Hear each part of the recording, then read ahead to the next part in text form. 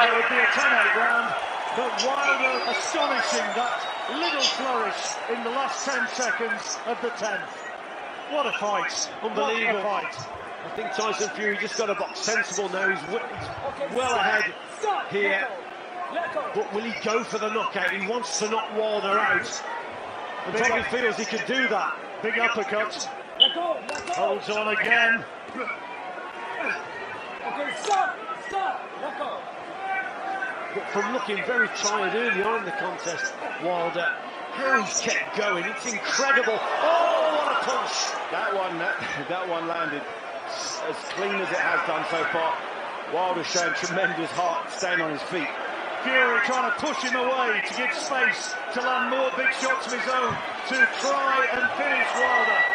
How on earth is Deontay Wilder staying upright? There's a super left hook that went to the body there, and Fury's just hurt him again with an